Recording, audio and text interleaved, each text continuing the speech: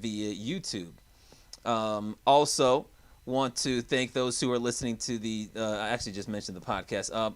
Before we move on to the first chapter, let's take a look at today's. On YouTube up. What's that?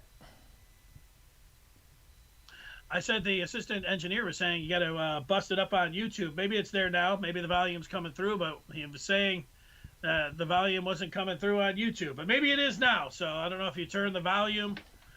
You got it. We're ready to go. Let's do it.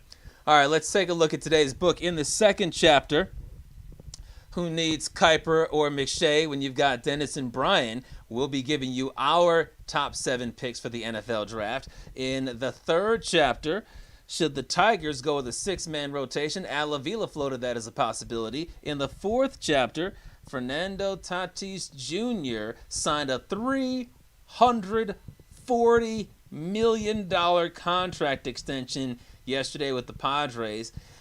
He's barely played any Major League Baseball, but we're going to ask who's going to be the next Detroit athlete to sign not a $340 million deal, but just a little 9-figure deal. Because we haven't had one of those in a while. And then in the fifth chapter, of course, we've got the major wager. But we'll start off with the first chapter. And Dennis, that takes us to the same old lines. We are exactly 3 weeks away from the franchise tag deadline. And each team is allowed to label one unrestricted free agent from the previous season a franchise player, and that ensures that that player will return for the next season on a 1-year deal worth either the average of the top 5 players at the given position or a 20% increase in salary from the previous year, whichever number is higher. Jason La Canfora of CBSSports.com wrote an article recently about the franchise tag and where all the different teams are standing with regards to the franchise tag. And he broke it down into 4 different categories. Players that are a sure thing to get franchised, players that are more likely than not to get franchised, playing on a hunch that that player is going to get franchised, and players that he's going to keep an eye on. In the sure thing category, one name stands out for Lions fans, and that is same old Lions wide receiver Kenny Golladay. Here is what he had to say about Gallaudet. Quote, many teams view him as the best wide receiver option out there, but keeping him on a tag at around $16 million when the open market may bear around $19 million would make a lot of sense. Multiple league sources have told me Kenny Golladay will get the tag after his relationship with the prior regime in Detroit got rocky over prolonged extension negotiations. Could this be an eventual tag and trade? People around the league wouldn't rule that out with the Lions rebuilding and trying to amass picks. So there's the report. Dennis, what do you think about the Jason La Canfora report that Gallaudet is a sure thing to get tagged for $16 million and could possibly be tagged and traded? Yeah, I think this fits into what the Lions were talking about when I heard this new regime, that this is not one of these off seasons where Lion fans should be, looking at this roster and starting to, think about winning the NFC North for the first time in like 30 years or making the playoffs and, trying to, with Jared Goff, win some playoff games. This is going to be a couple of years, and Kenny Golladay doesn't fit into the plan, so a tag and trade sounds like the most likely scenario for me. If you were working out some kind of long-term deal, remember when you look at those long-term deals, it's nice cap numbers like the first year or two, and then it starts accelerating. Well, the Lions, they want to, in 2023, they want to be in a great situation with their cap. They want to be flush with cap space so they can make some moves there, and it just doesn't fit in with what Kenny Golladay has going on. If you remember 2 years ago, Jarvis Landry, he was a tag and trade from the Dolphins to the Browns. Last year, there were just a bunch of defensive ends when you think about, the tag and trade. And then I guess during the season, Ngakoue got traded there too. But it was, a lot of the different guys, Frank Clark, D Ford, Jadeveon Clowney, those guys were all tag and trade type situations. And mostly you get a long-term deal worked out with the new team. That's what happened with Clark and Ford. Didn't happen like that with Jadeveon Clowney. So the Lions are going to be looking for a trade partner, and you'll see. I think Kenny Golladay be on the move. Yeah, I think there's a pretty strong possibility of that as well. I mean, in terms of my interest in keeping Galladay, if I was a Lions fan, it would be at about a 5 out of 10, because obviously he's a very good player when healthy, and he was barely healthy last year. His final game was on November 1st. He missed every game after that because of that hip flexor injury. But it was interesting reading that article because seeing that the franchise tag number is $3 million less than the projected value he'd get on the open market is pretty enticing for wanting to keep him, but it's also enticing for wanting to acquire him via trade. If you think that you are a Super Bowl contender or a playoff team and you're just missing a wide receiver, then why not go after Kenny Golladay for a bargain, saving you approximately $3 million for 1 year? If you think that you can sign him for a long-term deal, obviously it makes sense to try to acquire him for some assets as well. One thing that was interesting to me as well was looking at the Lions' salary cap situation. And I found a story from USA Today, and it basically mentioned that after the Stafford Goff trade, the Lions would have a little over $199 million on the books for 2021, which is about $6.5 million over the projected salary cap. And certainly the Lions could get under that by starting to cut players. And every team is going to be, or just about every team is going to be cutting players in the next few weeks to get under the cap number. But just to get under the cap, they'd have to cut about $6.5 million. They'd have to cut even more to be able to tag Kenny Golladay for $16 million, and even more to be able to fit their draft picks for 2021 in the mix. So I want to see exactly who they plan to get rid of. There are lots of bad players on this team that they can get rid of, and if they have sliced enough of the dead weight off the squad, then perhaps it can make sense to franchise him and keep him. But otherwise, and even if they do make enough space, I think it's very intriguing to try to see what kind of draft picks or what kind of compensation you can get for Kenny Golladay after you franchise him. Yeah, you know what? If I looked at it, I think something like as high as a second rounder, maybe. And Ngakoue went for, he's a defensive end, but you're looking at like a second. He went for a second and a fifth rounder. So, something like a third rounder, a second and a fourth, second and a fifth. I mean, these are the kind of situations you might be out there. You can make an argument, although I think Allen Robinson's the best wide receiver that would be out there on the market. You can make a case that Kenny Golladay would be that guy. And the one thing, if you're the Lions, you say, why not tag him and just keep him? If you were in a situation that's going to really tell what the Lions' plan is. And I know a lot of people, even though they were like, okay, we get it, it's going to be a couple of years. These guys, that's what they're selling, the long view. But when then they got Jared Goff, people immediately is like, no, that's not the case. We're going to be competitive. Who says we can't win the NFC North? You will know if the Lions tag and trade Kenny Golladay, then you know that they're playing the long game, which has been suggested by them right from the start. If they would tag him and keep him, that means you're saying, hey, we're playing hardball and we're going after it this year, by paying him a $16 million cap hit. And then we're going to play hardball with him after that, trying to either, sign him or franchise him again, or seeing if he can make a long-term deal. But the Lions aren't interested in that. I think they're playing the long game either way. I think they're playing the long game either way. I don't think that if the Lions were to tag and keep Kenny Golladay, look, there are going to be some suckers out there who are going to say, ooh, we're keeping our star one-time Pro Bowl wide receiver. We must be going for it all right now. We've got a quarterback who just won a playoff game in January, and he's taking his team to the Super Bowl. We must be going for it right now. But I think most fans are not going to be looking at Kenny Golladay as the difference between a complete rebuild and shooting for the NFC North Championship or even shooting for a 7 seed. I think that if they keep Kenny Golladay by franchising him, that the message would be that they think that he could be a part of the long-term rebuild. I think that if they franchise Kenny Golladay, they would try to get a long-term deal done with him. I don't think that would say a heck of a lot about going for it all in 2021.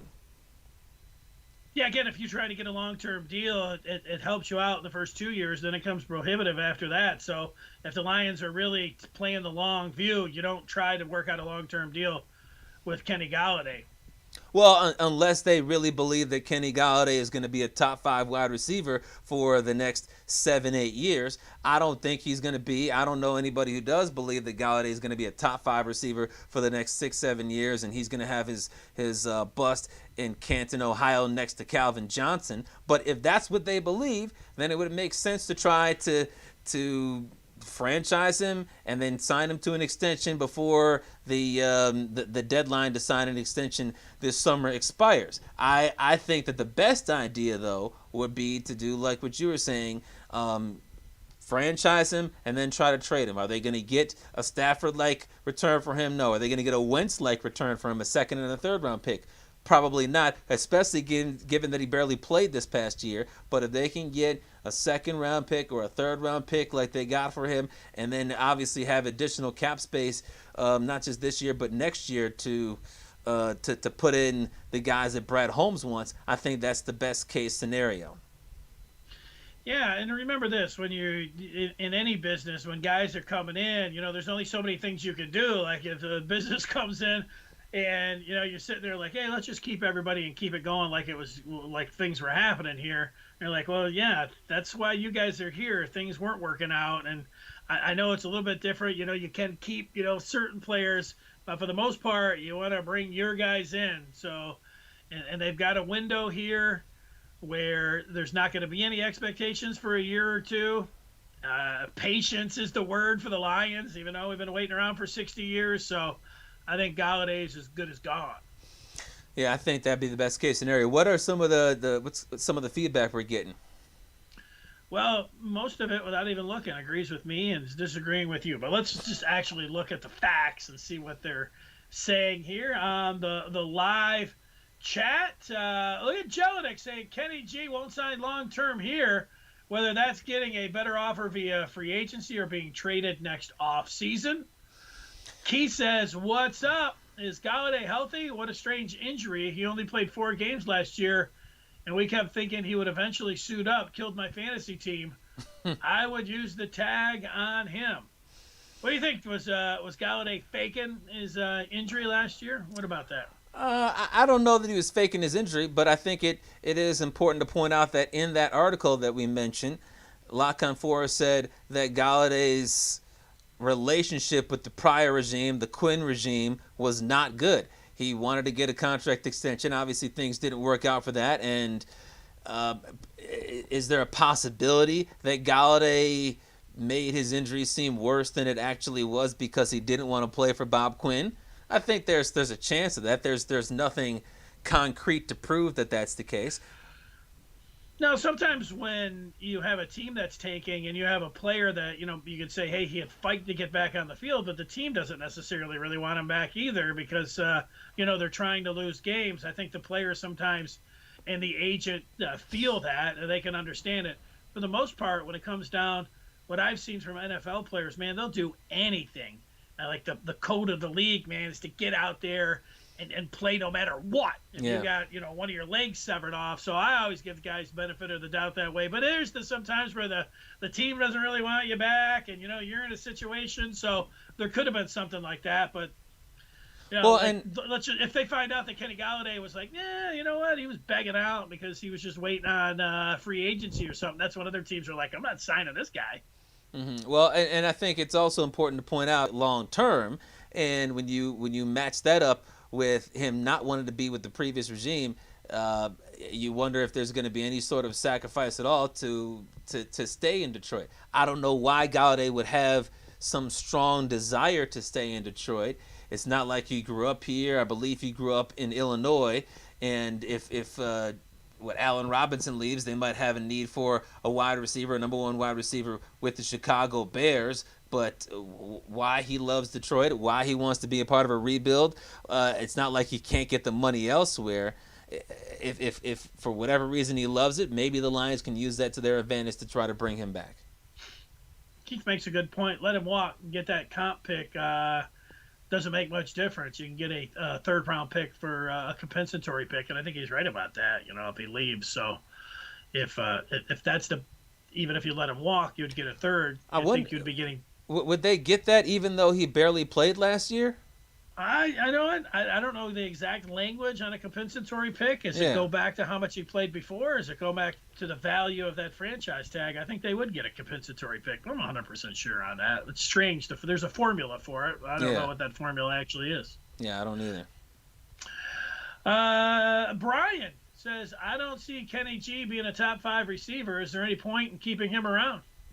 No, and that's I think the point is if you don't think he's going to be a top 5 receiver, if you don't think he's going to be extremely impactful in terms of adding wins to the record in 2021, then what's the point? Like, obviously he was the best receiver when healthy in 2020, and he would be if healthy in 2021, regardless of who they were able to get in the draft, you would assume. And, unless they were able to get Allen Robinson via free agency, which would not be a smart move, he'd be the number 1 receiver coming back. But what's the difference between Kenny Golladay as your number 1 receiver or Kenny Golladay not on the roster? I would assume that the difference might be 3/4 of a win, something like that. It's not going to be an extra 4 or 5 wins, the difference between a 10-6 season and a 6-10 season. And if that's the case, then just let him walk, try to get picks for him, whatever the case. But there's no point in clogging up the salary cap for years in the future by giving him an extension, if that's the case. Yeah, I'm Jared Goff. I'm saying, hey, let's do everything we can to keep him. Next thing you know, you're sitting out here just throwing to a bunch of guys that you don't know the names of. Beth saying Kenny G wants $20 million. Is he worth it? Also, can they put the tag on him for 3 years? Well, you can tag him for 3 years, but it goes up 20% by the third year because you'd be paying him like $30 million a year. So you'd never want to do that. I mean, you can get away with tagging him for 1 year, but again, when you start looking at how that salary cap works without being a capologist, long-term deals, they really benefit the team for the first year or two, but then you really see a steep climb. It wouldn't be $30 million because it's a 20% increase. So it'd be $16 million this year. Then it would be about $19 million in 2022. In 2023, then you're talking about an extra like $4 million. So you're talking about $23 million. And then after that, an extra $5 million would put to, well, I guess it'd be $28 million. So maybe that's pretty close to $30 million. But well, it depends. He'd have to up. That cap number can go up. Not just on the 20% of what you're looking at there, but it can be league-wide, which can inflate it even more. Yeah, the top 5 wide receivers. Yeah, that's true. I mean, and if you don't think he's going to be a top 5 wide receiver, it doesn't make sense to keep on franchising him and stringing him along. It makes sense to try to go after a wide receiver. I mean, think about the wide receivers in this draft. There are a lot of talented wide receivers that could be available at number 7. And you could even look deeper than the first round. So from that standpoint, do you really want to keep Kenny Golladay around when you could have a wide receiver who's better than him by the 2022 season if you draft the right guy? No, I hear you on that. Paul on the live chat is ready for some college softball and hockey talk. Well, Paul. College softball. Good gosh. I know Paul likes to talk about all these obscure non-revenue college sports, and if I'm not mistaken, he likes to talk about non-revenue Michigan sports. But it's one thing if he wants to always talk about, hey, I'm obsessed with Michigan hockey, but like, I mean, does he go to gymnastics? Does he want us to break down the gymnastics roster? Does he want us to start talking about recruiting for water polo? I mean, gymnastics on the balance beam. One of the young ladies got a 10 this week. That doesn't happen very often. I saw that. So we'll talk. How about this, Paul? We'll talk about that today in the 8th chapter. Nadia Comaneci of Michigan, but don't knock softball. If the weather's right in Ann Arbor, it's a jewel, to go down to the alumni field and watch Carol Hutchins' team play softball. Come on, man. There's nothing like it. Yeah, we'll talk about that in the 9th chapter. We'll do a live remote. I'll get Hutch. She'll put us right over there on the third baseline. Do one of the shows from there. Okay. We'll bring Paul on. Can't wait. We'll see. Yeah. All right, you ready to turn the page here? Yeah, let's turn the page to the 2nd chapter. All right, and a lot of mock drafts out there. A lot of people, looking at what's going to happen, and it's mock draft season. And so rather than throw a bunch of mock drafts out there, I challenged Chapman to come up with his own mock draft 1.0. I accepted that same challenge. And so that's what we did. Chapman, were we able to put those up on the screen? We don't have them on the screen, but we can just tell everyone to write it down. Do you want to go with your top seven first or my top seven first? Let's go with, is it age before beauty? Yeah, let's go with you. All right. I think that backfired on me. Well, let me just say this: with regards to my top seven, I went a little bit off the radar. I didn't do what everybody else was saying.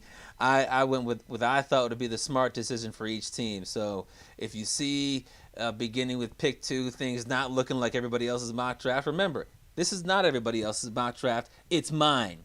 But number one, I've got Trevor Lawrence. Everybody knows that he's going number one overall. Number two, I continue to believe that there is a small difference between Lawrence and Fields. So if that's the case, I'm not thinking about any other quarterback going to the Jets. I'm going with Fields to the Jets. And especially when you hear about more talk of Sam Darnold potentially being traded, it makes sense for them to go after a quarterback. Number three, I've got Miami taking Penei Sewell. They need an offensive lineman to help protect Tua Tagovailoa and give him some time to operate back there. Number four, there's been a lot of talk about who's going to be the heir apparent to Matt Ryan.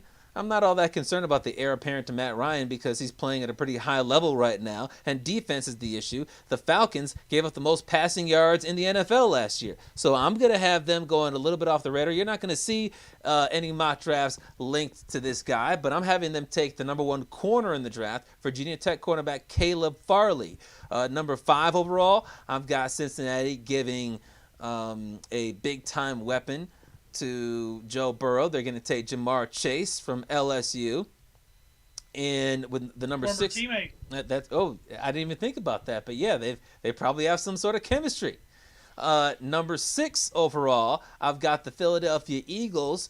They certainly need a new quarterback. They could go with Jalen Hurts, but after trading away Carson Wentz, there's nobody in the quarterback room to compete. But you got Zach Wilson still on the board. I don't think he's good enough to go number two, but if he's there at number six with the opening, I think Zach Wilson makes sense.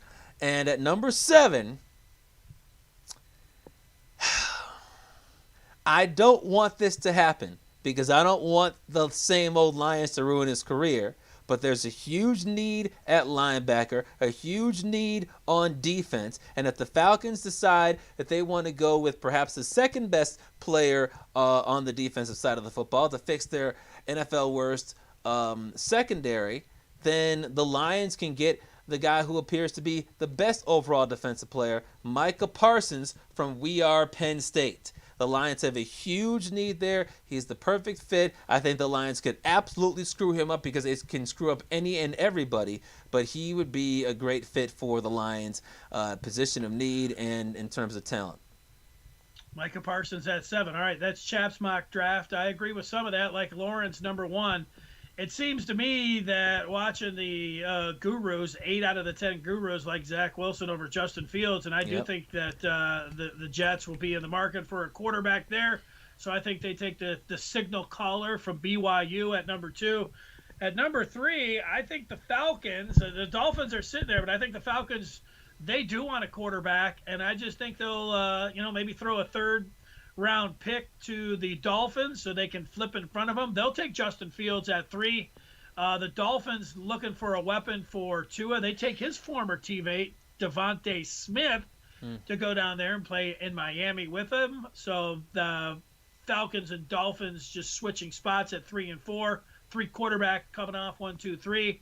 When I get to the Heisman Trophy winner at 4, I think Cincinnati, Sewell, that's a great pick. If they're sitting there, it'd be a great pick for the Dolphins, too, when you're talking about what looks like a 10-year left tackle over there, and that's what they're talking about with the big fella from Oregon. So you can do worse than that. And then, the Eagles, one thing that the Eagles look like they're a mess with their quarterback position now. They don't have they don't have many weapons at all. They got Zach Ertz. They need a and Miles Sanders. Yeah, they have Miles Sanders. That's true. They have Miles Sanders. They don't have any wide receivers. You want to throw somebody in there that you like? There's not much going on there. I think Jamar Chase. I think they need a wide receiver, and I think Jamar Chase is the pick there for the Eagles. And I agree with you. After seeing what the linebackers were able to do in the Super Bowl, both Levante David and White there, Devin White from LSU, the way he was running around and staying with Kelsey. Man, Parsons, how could you not like him at 7 if he's sitting there for the Lions? And obviously they need help on defense. So I'm with you. You and I are in agreement. The Lions, Micah Parsons, linebacker, Penn State. Yeah, and one of the things about the Lions linebackers is that they don't go out and make big plays. You think about Jared Davis. You think about Jelani Tavai, particularly at the end of the year. Tavai was getting his ankles broken, and having the long flowing hair makes it look even worse, because when somebody breaks his ankle, his hair goes one way and his body goes the other way, so it makes it look like he's breaking 3, 4, 5 ankles at the same time. But he was missing tackles. All these guys that Bob Quinn brought in, they just are not impactful players. And I remember seeing Micah Parsons as a freshman. Basically, the only reason he didn't start was because he was a true freshman and they had a fifth-year senior who they wanted to, I guess, send out the right way. But even though Parsons wasn't a starter, he not only finished his rookie year leading the team in tackles, but from the very first play he was on the field, he was always around the football. It wouldn't be like the play ends on the far hash mark and he was over somewhere else, nowhere near the play. He was either making the tackle or he was around the football. He always had a nose for the football, and the Lions need somebody like that desperately. He's not going to single-handedly turn around that sorry defense. They're going to need more help up front in terms of pass rushing. They're going to need Jeff Okudah to step up and show that this past year was a fluke. The coaching staff is going to have to coach them up in a way that Matt Patricia couldn't. But just having one linebacker who's always going to be a nuisance, a problem, a short tackler that the opposition has to deal with, I think would be a huge asset for the Lions. Yeah, the feedback, Paul, saying the top pass rusher in the draft will go when? He says top rusher. I don't know if he means top running back or pass rusher, so we can do one of each, running back and then defensive end. Defensive end, I think Kwity Paye's the top guy on the board, defensive end from Michigan. Or there's Gregory Rousseau. All right. What about running back? You like any of them as a first rounder? Maybe Najee Harris from Alabama. I could see him going in the 20s. Yeah, I could see him going in the 20s. I don't think there's going to be a pass rusher drafted in the top 10, and I don't think there's going to be a running back drafted in the top 20. No, I saw Pro Football Focus didn't like Najee Harris. That's weird. Like, what's not to like about the guy? I mean, he looks pretty awesome. Travis Etienne looks like he could be one of those guys that late in the first round. The Clemson running back. So, there's a couple guys to take a look at. He didn't have as great of a year as I thought he would, particularly at the end. I'd be surprised if he was a first-round pick. Key says the Lions should have taken their linebacker 2 years ago, Devin Bush, but took Hawkinson instead. Well, who's been a Pro Bowler? Devin Bush hasn't been a Pro Bowler. Maybe Bob Quinn knew what he was talking about when he said, give me a top 10 tight end. Yeah, I was looking at some mock drafts today, and Pitts from Florida, tight end. He's right around where the Lions picked. I saw him going number 6 to the Eagles in a mock draft.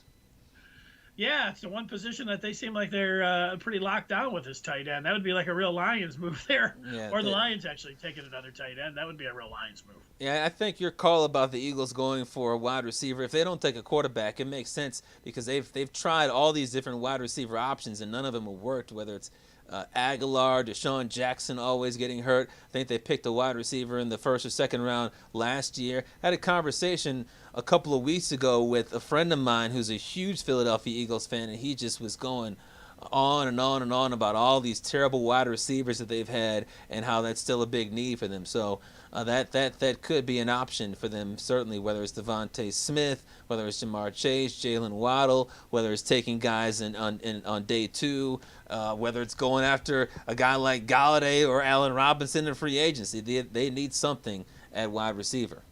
And a lot of people said that was why Wentz was so terrible last year. Yeah, well, I think that was part of it. Certainly, the offensive line was decimated, and the wide receivers were a question. Beth puts out an interesting scenario, one that's not likely, but she says if Fields and Wilson both were available at 7, should the Lions take one of them? Which one? I think we're both in agreement here. Go ahead, Chad. Fields, yes. Yeah, I think Fields too. Maybe Wilson can close that gap, and what I see from him, but what I saw from Justin Fields, I'll take him. Well, I'll throw this out there as well. If Fields and Wilson are both available at number 7, then perhaps it makes sense to field some trade offers, because perhaps a team like the New England Patriots would want to trade up to get Fields or Wilson. Perhaps a team like the Denver Broncos might want to trade up to get one of those two guys. I think that if both of them fall, then if you're in this complete rebuild, while it would be enticing to ensure that you get one of them, man, if you could get a first and a second round pick or something like that, and still be able to fill out your roster in other ways, yeah, that's another option to look at. Jelinek with a good comment. He says they should take one of those quarterbacks in that scenario, but they probably won't because they have Goff right now. So yeah, I mean there's that part too. They're not forced into taking a QB, and I think there's very little chance, 1% chance that both of those guys would be there at 7. But hey, you know what? That's what we're here for, is talk about not only the large percentage chances of things that are going to happen, but the small percentage of things that can happen as well. That's correct. All right, let's move on. All right, let's turn the page to the 3rd chapter, and that takes us to the Tigers. Pitchers and catchers officially reported to Lakeland earlier this week, so we've got another year of rebuilding under failing general manager Avila. I guess because pitchers and catchers are reporting, it's a sign that spring is in the air, but you look outside and you got 7-8 inches of snow. You got single-digit weather in Metro Detroit. It's always weird this time of year because you get pictures, you get images of palm trees on your screen if you're looking on your phone for different stories about what's going on in Lakeland, and then you look outside, and February is always the coldest and snowiest month in Michigan, so that there's you see spring elsewhere, but you don't see any sign of spring around here. If I could just jump in on that, yeah. It just reminds me of all the media jobs. I always wanted to be in radio. I like what I'm doing here. This is fun. But I never wanted to be a TV sports guy, except when it would be spring training. They'd throw it down. Bernie Smilovitz, man, he knows right where to set up. He'd have the palm trees and the short sleeve shirt. It'd be a day like today, snow out, 7 inches, 10 inches of snow on the ground. Bernie would just be sitting there. A drink with an umbrella. And he would be, hey, Sparky, hey, it's going to be a real tough job down here. What do you think, Sparky? Sparky would say something. All right, hey, Carmen, back to you guys in the booth. Carmen. They'd say something like, hey, Bernie, let's go to the weather report now. Bernie's like, yeah, we're working down here. See you guys. Yeah, exactly. Only time. We'll get you weather on the 4s next. Another terrible rebuilding year is on the way as spring training is here. And on Tuesday, Avila spoke with members of the media about a range of different issues, including what to expect from the starting rotation. And here is what he said. The pitching, obviously, we do have a concern that we, to get through the whole entire season. We in our meeting today, we did discuss a 6-man rotation, and then really getting through the season and having relievers mixed in. You might see more players being brought up and optioned throughout the season as you need fresh arms, from week to week. So it'll be interesting to see how AJ and Chris Vetter, manages the not only the bullpen but the entire staff.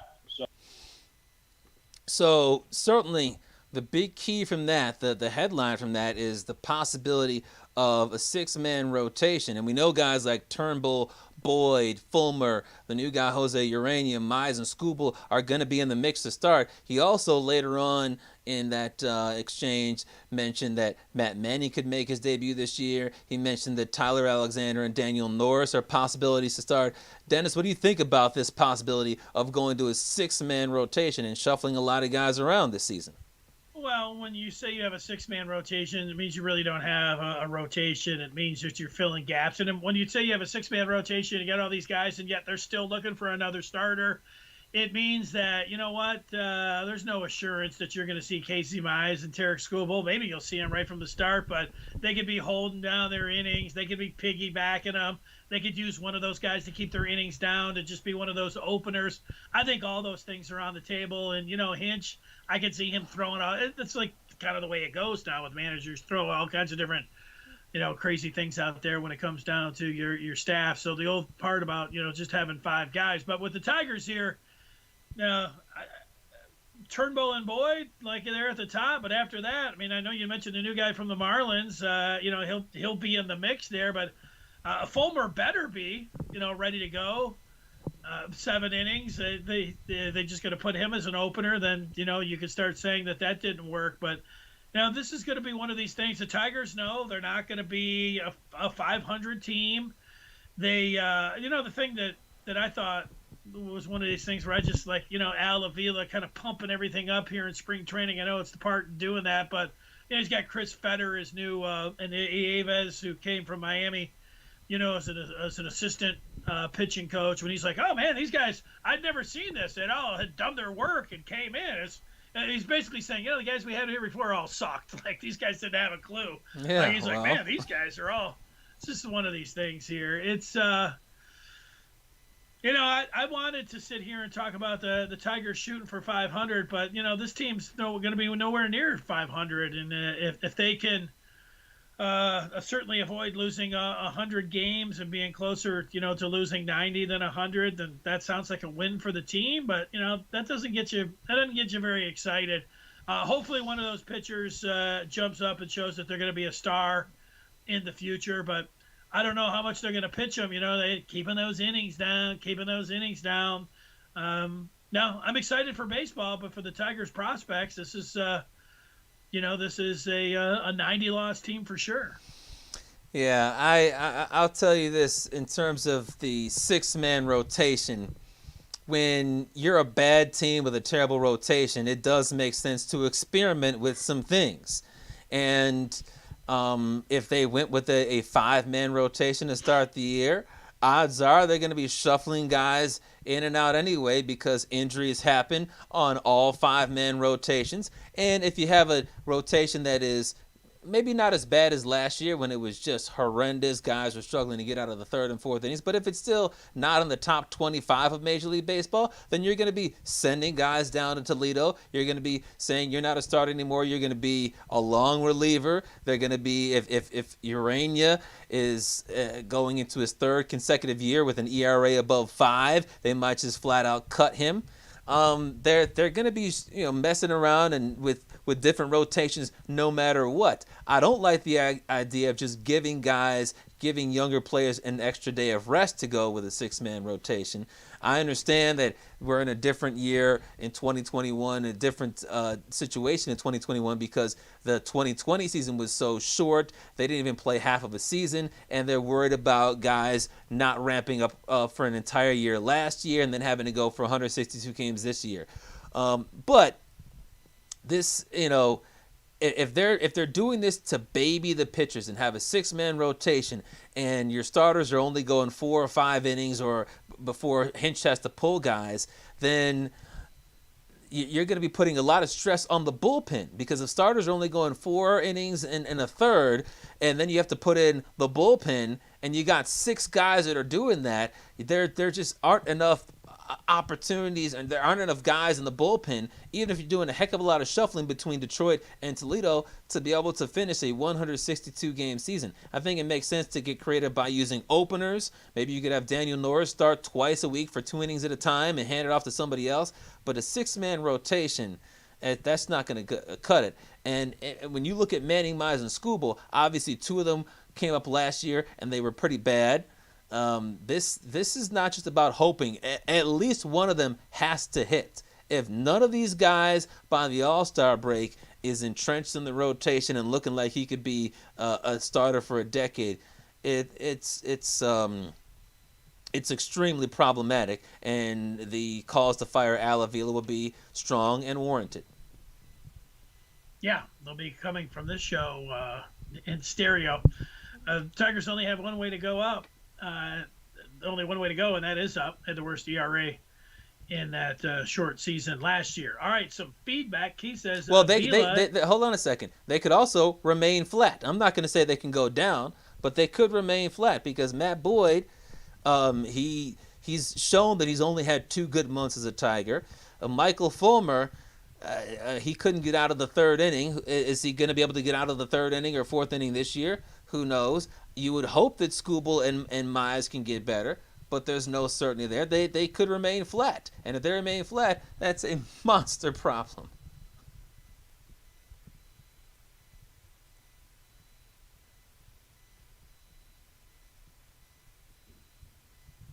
Dennis?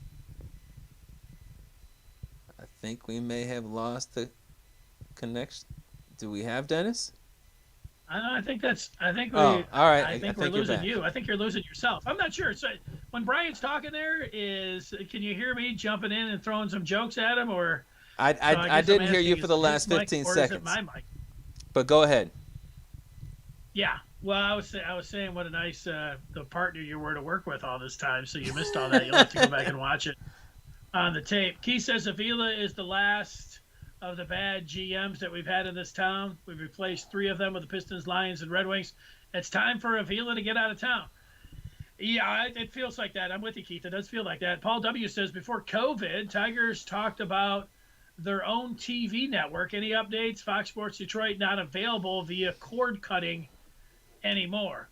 I know they're changing it around where it's not going to be called the FSD. I didn't know about running their own TV network. Yeah, there's been talk about that for the last couple of years, about the Tigers trying to perhaps do something like the Yankees did with Yes. And I would assume if the Tigers did that, then the Red Wings would be included with that as well, because the Ilitch family owns the Tigers and the Red Wings. But I share the concern with not being able to have Fox Sports Detroit, because I'm a cord cutter as well. I have YouTube TV, and it's been a lot different following the Pistons and the Red Wings via the radio in this season than watching on TV. Yeah, well, bless you if you have to listen to Mark Champion for all those games. I'll tell you,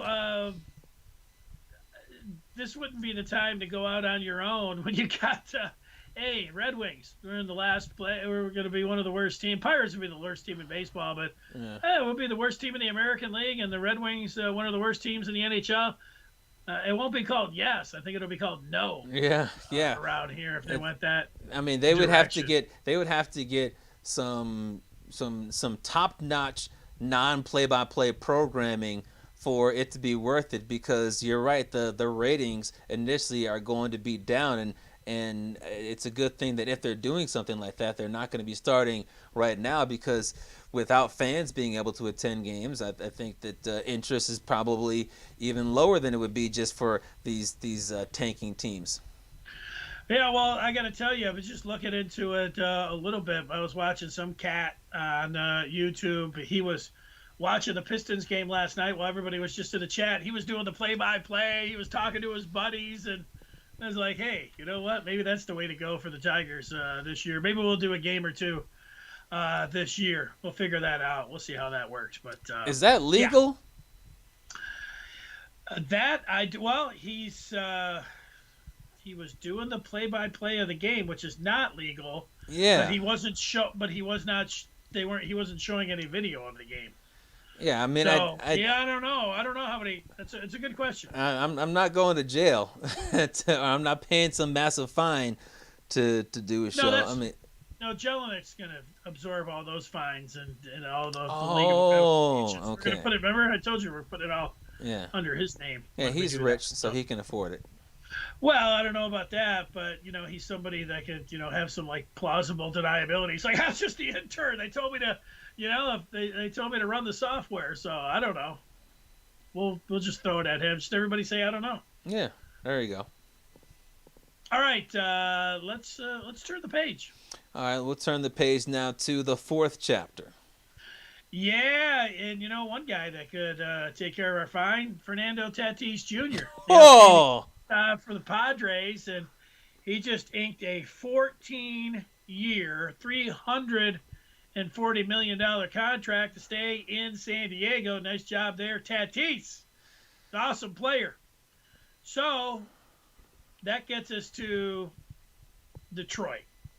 And our athletes here. 9 figures. That means you have to go over $100 million in a contract. So Chapman, who would you? This was a tougher exercise than I thought. yeah. Who is Detroit's next 9-figure athlete? Yeah, well, it's there have been times when it would be obvious who would get the next 9-figure contract, but I think that we can easily eliminate 2 teams right away, and those would be the Red Wings and the Lions, because the Red Wings, they don't have any options for 9-figure contracts. In addition, there are just, because it's the lowest revenue of the 4 sports, there just aren't as many 9-figure contracts in the NHL as there are in Major League Baseball, the NFL, or the NBA. So nobody with the Red Wings. With the Lions, there's nobody on their current roster. The whole defense sucks. And for the most part, if you're going to get a 9-figure deal, you've got to be a great pass rusher, which the Lions don't have. You've got to be perhaps a Pro Bowl offensive weapon, like maybe a wide receiver, Calvin Johnson was, perhaps a running back. Or you've got to be a starting quarterback and a franchise-level quarterback. And Jared Goff already signed his contract extension with the Rams, so that doesn't count. And we're talking about, obviously, the next one to get it. So there's no option for the Lions right now. You look at the Tigers, their 2 best hitters are Willie Castro and Jeimer Candelario, at least coming off of last year. They're not 9-figure players. They've got 2 pitching prospects. I hope they are at some point. But as of what they showed last year, they don't look like Tatis. They don't look like a third of Tatis, which would be a little over $110 million. I would love to be sitting here a year from now saying, hey, should the Tigers forego the remainder of Jeimer Candelario's time with the Tigers before he hits free agency to give him a 5-year, $120 million deal? That'd be great, but he'd have to earn it. Their top 2 pitching prospects, we talked about them a couple chapters ago. They stunk. And if one of them makes the All-Star game this coming season, and they're not a token All-Star, then that guy would immediately jump into the lead for the next Detroit athlete, and certainly the next Tiger to be worthy of a 9-figure contract. But I think that their best option right now is somebody who's not on the roster. That'd be either Torkelson or Green, and that's because nobody else is worthy. I think that you look at the Pistons, the final team, none of their 3 rookies look like they're going to get $100 million. Bay, I guess you'd have to say, is the best because he's the reigning, defending Eastern Conference Player of the Week, even though he didn't deserve it. But does he look like a guy who in a few years, 4 years, is going to be getting a 4-year, $100 million contract when his rookie deal ends? There's a chance, but probably not. I think the obvious answer here is Jeremy Grant. He's 26 years old. After next season, he'll be in position for a contract extension as he goes into the 3rd year of his deal. He's putting up almost 24 points per game. I believe he had a career high yesterday against the Chicago Bulls. And if he can continue to put up numbers like this through next year, I can see the Pistons wanting to sign him to a 4-year extension to the end of his prime, worth at least $30 million a year. Yeah, maybe. I watched it. Grant was nice last night. He should have been able to get that last second shot. That sucked. You know what? The thing about Sadiq Bey is, he had the 30 points against the Celtics. Like, he's just he's a set shooter, spot up set shooter. I mean, those guys aren't getting paid $100 million. I mean, I don't know if he can create his own shot. He just stands out there on the 3-point line, holding his hands out. I don't think he's got any step back or any. I didn't see much of that. So it's nice to have a 3-point shooter. I'm not saying that, but let's not make it sound like, this guy's going to be some kind of like James Harden or something. He's going to have to keep shooting like 60% from downtown to be worthy of a monster contract like that, and that's not sustainable. Yeah, he just stands outside downtown, and he doesn't even get a lot of lift on his shot. I mean, like I said, he's a set shot, the 3-point shooters. Those guys aren't getting paid. Yeah, maybe Grant. The thing is, when you start saying Torkelson, guys that aren't even on the team, I know you don't like to hear this, but I thought that both Boyd and Fulmer could have been in position a couple of years ago, but, definitely not Fulmer. Anymore. Yeah, not anymore. I mean, unless, Fulmer has some kind of complete bounce back, then it could be something. So, out of everybody, I would pick Casey Mize. And, where he was drafted, I know he didn't show anything last year, but, that would be my pick. So you go with Jeremy Grant, and I'll go with Casey Mize, and we'll see who gets the 9-figure contract. Yeah, I would love it if Casey Mize would be in position to earn it. And like I said, if he is an all-star in the 2021 season, so we're talking about a little less than 5 months from now, we're talking about, wow, look how great Casey Mize has pitched. He's got a 3.12 ERA, and he's not just a token all-star because the Tigers have to send somebody. He absolutely deserves it, and people are looking at him as a dark horse Cy Young candidate. Then all right, he would absolutely warrant talk about a $100 million contract. But he hasn't proven it, and he's only had 7 games, and he's proven, if anything, that he's not not worthy of being talked about in that position right now. The reason I bring up Jeremy Grant is because people have been talking about for over a month the potential of him going to an all-star game. He's putting up numbers right now, and this is the first opportunity that he's had to be the number one guy. It appears he's going to be that for all of this year and all of next year. And if he's putting up numbers and he wants to stay in Detroit, then that would be an opportunity for him to capitalize on that. And honestly, it would probably come down to whether or not the Pistons would want to give him a max level contract. Because if he's putting up 24, 25 points per game, then he's going to want a max level deal, whatever that is. And if not, he might just say, I'll just run out the final year of my contract and then test myself on free agency once again and get a max deal from somebody else. Good luck. Doesn't feel like the Pistons end up dealing him. But, that's a possibility too. Yeah. All right. On the feedback, Kay says he's been feeling old for years, but with Tatis Jr. now, he remembers his dad having him on his fantasy team when he hit the 2 grand slams in 1 inning. The only player ever to do that. That's right. Yeah, that happens. The older you get, you start seeing the youngsters out there, or you start to see the guys that you grew up watching, their kids. Yeah, that makes you feel old. Well, and I wonder what Fernando Tatis Sr. is thinking about his son, because he obviously didn't make nearly that much money in his career, and perhaps we can have Gallaudet go to baseballreference.com and see how much money Fernando Tatis Sr. made in his career. But he played an entire career. He didn't make that much money. One of the astounding things about his contract is obviously we know that he got this contract very early. Tatis has barely played in the majors. He's 22 years old. Just take a guess. How many career major league games has Fernando Tatis Jr. played? 350. Less. Give you one more guess. 250. Less. If your next guess was 150, it would be less again. He's played 143 major league games. He has 39 career home runs. He has a 301 career batting average. But in just 143 games, he's proven to the Padres that he's worth a 14-year, $340 million deal. Now, I think it's clear the Padres wanted to get ahead of the curve, because if he continues to produce like this, then when he hits free agency in 3 or 4 years, they could say, hey, or Tatis could say, "Hey, I want $500 million."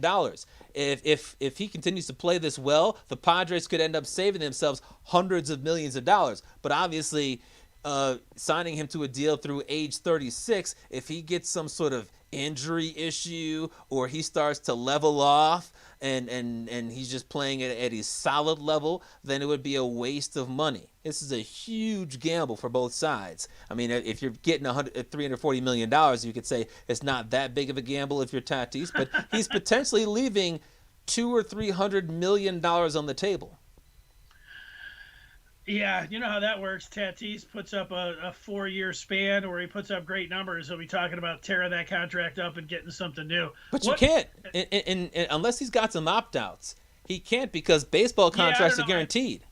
I haven't seen the language on that, but it would be interesting to see just with what they had to give Machado, like that left side of the infield, the Machado contract and Tatis, man.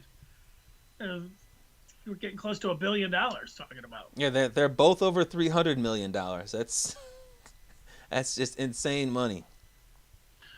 All right, Tatis earned $17.8 million in his career. Jelinek said an estimated 18.2. Keith said 17.8. So there you go. So let's just say that he earned $17 million.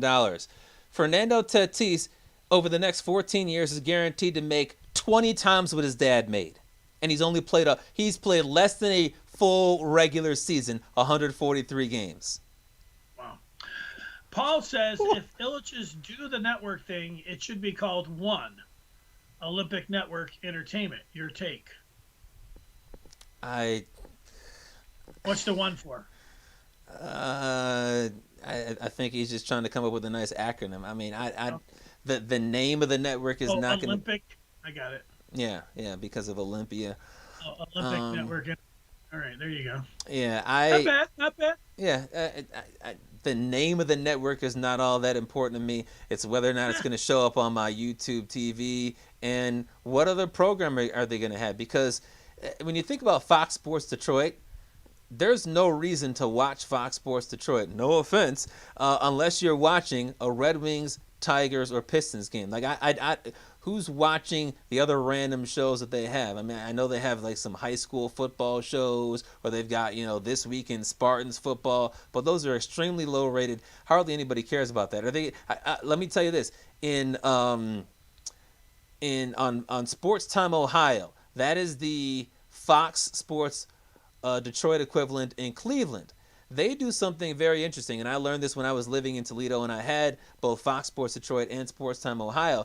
They have the equivalent of a talk radio show on TV like every single day. They would have it wasn't really a pregame show, but just like a Cleveland-based TV show where people could call in to the host every day from like 3 to 6 o'clock before Indians games or Cavs games or whatever. And then once the game ended, they would have their Indians live, and then they wouldn't go straight to like some stupid program, a paid program, at like 10:30 or half hour after their post-game show ended or whatever. They would go straight to more live call-ins. It would be something like we would do. I think it would be a great idea if this, Illich Sports Network or Olympia Network Entertainment or whatever did something like that, where there would be an alternative on TV. Yeah, I think like the Red Wings do a lot of that. They're doing shows like that. I could see them bouncing it over there. I think the Pistons too. Is it Fletcher? Does she do something with Devin Gardner? Show like this that they could put out there? So. Yeah, maybe they're thinking, you know what? They're watching this. They're thinking, Chapman, you're pretty smart. That's exactly what we're gonna do. But we're not gonna put your show on there. I don't know. Well, then I'm not gonna watch. Hey, me neither. We're gonna protest.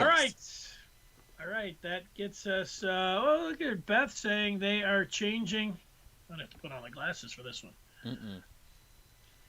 They are changing the ball this year. Do you guys think it will cut down on home runs? Oh yeah, I think we talked about that earlier this month. It was a report. It wasn't coming officially from Major League Baseball, but they're I guess trying to make it the report said that on a 375-foot fly ball, the ball would travel 1 to 2 feet less. So it was like 0.04% less distance on a fly ball. And the other thing that was interesting is they said that it was a few grams lighter. I don't like the idea of making the ball lighter, because if you're a baseball player, and you're a pitcher, you're used to that ball being a particular weight all of your career. And even if you're not a pitcher, if you're an outfielder and you're trying to gun somebody down at the plate and you've got a ball that's lighter, you don't want to airmail it. So I don't like it from that standpoint, but I do like the idea of them deadening the baseball, because having guys just go up there and trying to either strike out or hit a home run, it's not as entertaining. Having a ball that travels 1 less foot per 375 is not exactly my idea of deadening the baseball. If I'm a guy that wants to go up there and swing for the fences or strike out, a ball that's going to travel 396 as opposed to 395 or 397 feet is not a strong incentive. Yeah, they had to try something. Watching guys that are 160 pounds walk up there and put like some little weak swing at it, like, hey, there's a little chopper in the outfield. Wait a second, it's gone. Like, come on. It's got to be ridiculous, so they have to do something there. All right, let's get to my favorite chapter, the one I make all the money on. Yep, that gets us to the fifth chapter, the major wager. We try to give you some betting advice so that you can afford your retirement, get a brand new car, or at least get your kids a Happy Meal. Dennis, remind us what you picked on Tuesday and what you're looking for either tonight or this weekend. Well, I'm coming out hot after my bad Super Bowl weekend, picking some basketball, and I'm on fire. Last Tuesday, I looked at that Northwestern line and said, hey, Northwestern getting 13 points at Illinois. I'll take the Wildcats all day. They lost by 7. That was a good winner. Tonight, I don't know. I watched the first couple minutes. It was looking all right. I took Iowa on the road +1. I saw the line went up to +2. I got it at +1. I don't care. I went with the Hawkeyes. Kind of give myself an update on that one. Yeah, the update is Iowa leads in the second half 58-52. So far, that looks like a pretty good bet for you, Dennis. It does. I'm not like doubling down or anything on it. I'm just going to ride it out. I will say this. Wisconsin has closed the gap because Wisconsin was down by 9.5, and they are winning the second half 25-22. But if you follow Dennis's advice, you're in good shape right now. As for me, on Tuesday, I picked Purdue -5.5 against the Spartans, and it came down to the wire, but Purdue did cover that 5.5 point spread, so I was able to make some money there. Tonight, I'm going to pick a game that has not tipped off yet. So if you want to bet on this, you can. It tips off at a little after 9 o'clock. It's from the Big Sky Conference, so you're probably not going to be able to watch the game. It's Eastern Washington versus Montana. Eastern Washington, the alma mater of former Detroit Piston guard. Can you name him? First round pick? I look like 50 Cent. Rodney Stuckey. Yes, there you go. Rodney Stuckey. Jesus, that's a hard one. Yeah, that's the only reason I know that Eastern Washington exists. But they're an 8-point favorite against Montana. Eastern Washington is 9-2. They're 5-1 at home. That's a reason to go after them. Montana is 8th in the Big Sky, 5-7, 3-7 on the road. But here's the real reason to give up the points and take the Eastern Washington Eagles. I was doing a little research, and I saw that on Monday, Montana's third leading scorer entered the transfer portal. Third leading scorer is gone. He's also the third player this year to enter the portal for Montana. So not only do they lose a weapon, but you got to wonder what's going on in that program. I don't think this is going to be a close game. I look at Eastern Washington to win and cover that 8 points easily.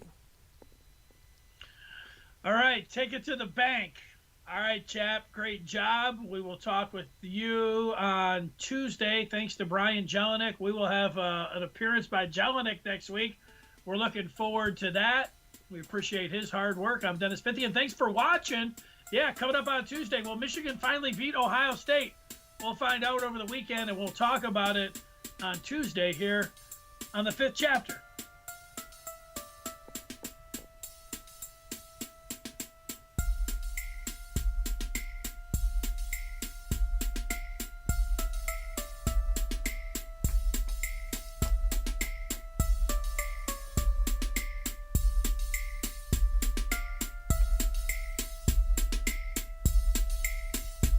He represents the mitten by way of Penn State. When Chapman gets to talking sports, the people can't wait. He represents the mitten. Be a true EMU, but cut Dennis in the fall, and his veins bleeding blue. They got respect around the state. When that light turns red, so don't sleep on these dudes. Just invite your friends to cut your nap short and tip your cap for and sit back for the Fith chapter.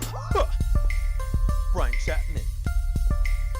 Dennis Fithian. When they open their mouths, they spitting the facts, bruh. This ain't even optional, man. You just have to tune into YouTube to watch the broadcast or download it to your phone to peep the podcast. They mix laughter, they get after. It's all captured in the Fith chapter.